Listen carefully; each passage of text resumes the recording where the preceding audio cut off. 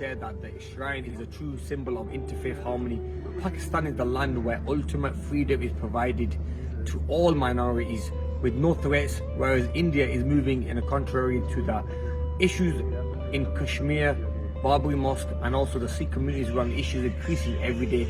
I request the Indian government to allow the Sikh people and to open the gates. Here I can say that the shrine is a true symbol of interfaith harmony.